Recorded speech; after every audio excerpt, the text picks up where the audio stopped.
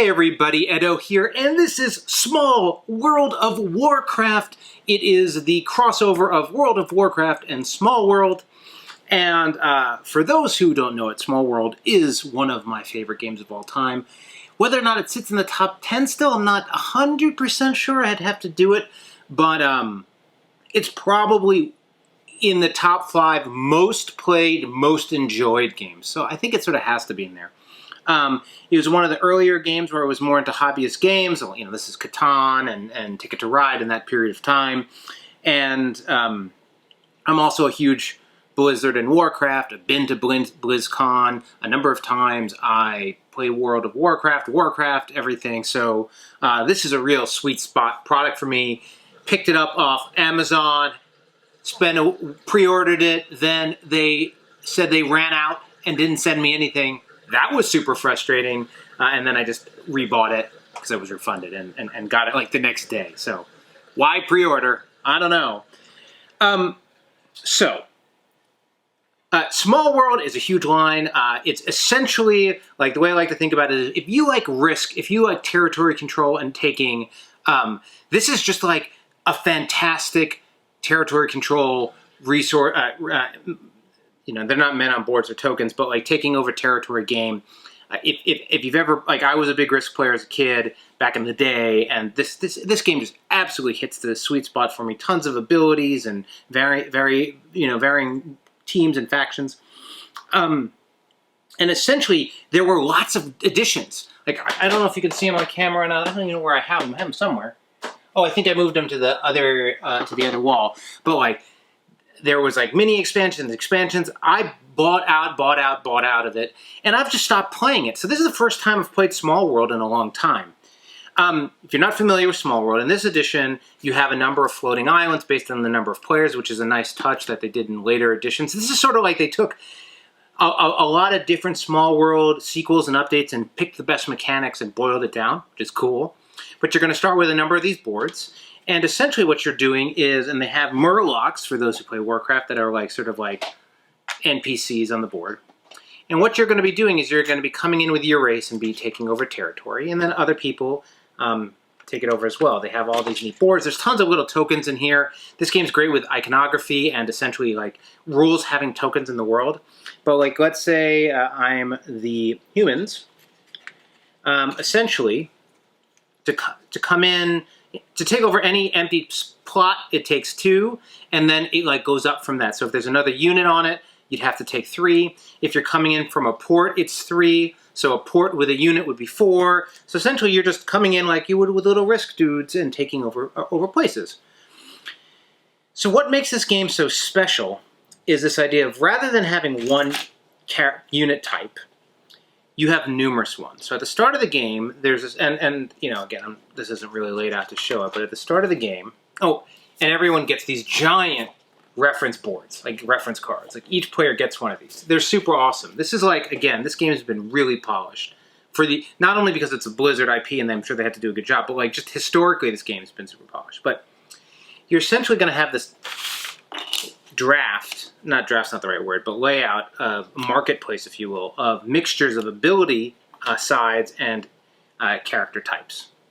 And so at the start of the game and subsequently, everyone's picking. You take turns. Picking the top is free. If you want to go down, you have to pay victory points to go down. Everything is essentially working around victory points, and you use them as currency, and then at the end of the game. So you can buy up. The double-sided feature means you can mix and match like abilities with a character type. And so a couple things happen. One, the ability power and the character power determines how many characters you have. So I'd get 5 plus 4. I'd get 9 of these guys. But I could get 5 plus 5, and I could get 10 of them. And then they have different benefits. So like the farmer ones, I get +1 victory point for each farmland I have. And the ethereals, they're really good with the like relics and stuff. Essentially, like, they can get it for cheaper or move it, which is actually pretty powerful with the relics.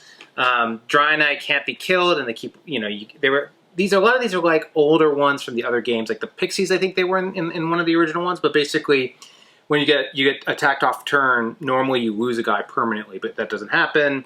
Swamp Walker, Swamp Walking, the Beastmasters. If for hills you spawn beasts. Like they're all different. And so at the beginning of the game, there's a little bit of like, oh, let's go through what these characters are. Then as people buy, you refill.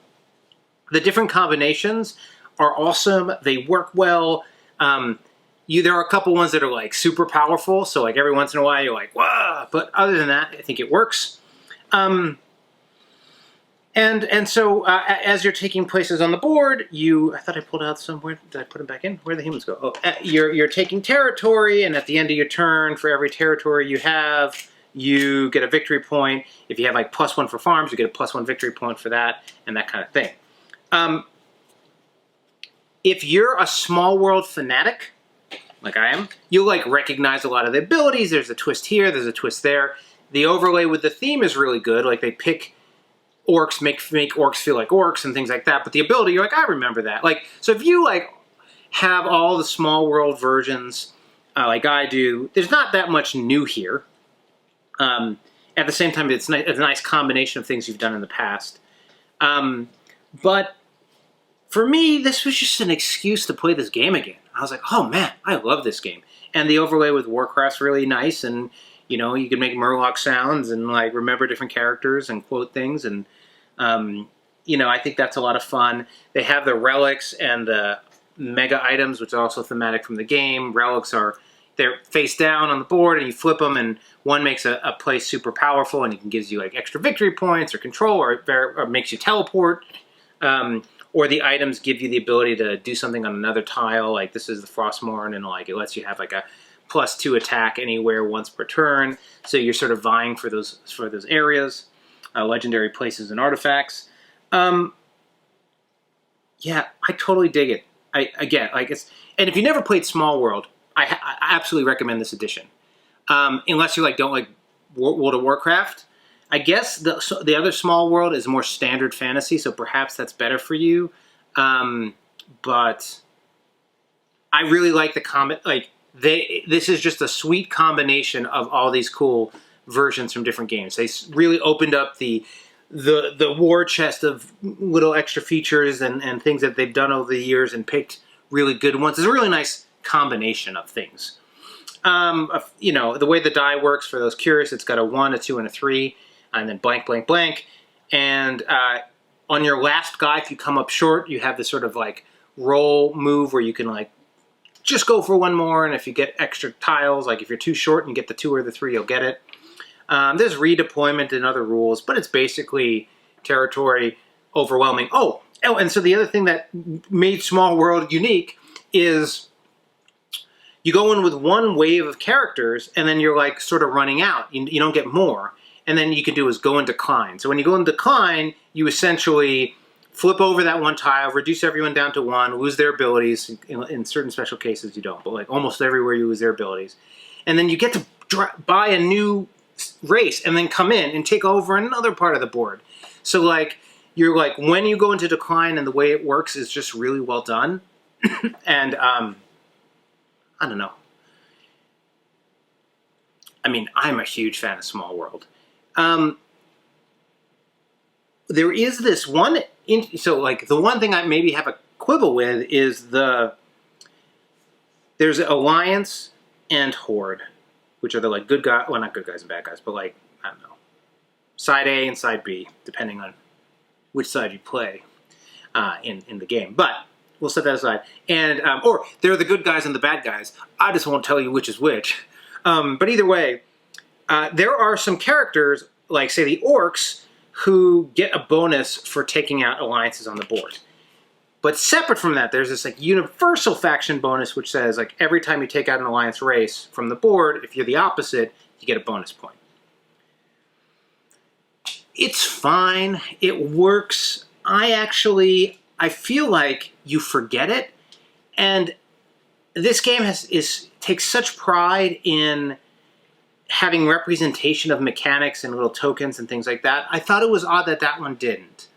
I would have I think there could have been some other way to do it that would have been a little bit more interesting and engaging, like just the extra point. I mean, it's there, it could be relevant, it might make the difference between winning and losing, but it's sort of lame.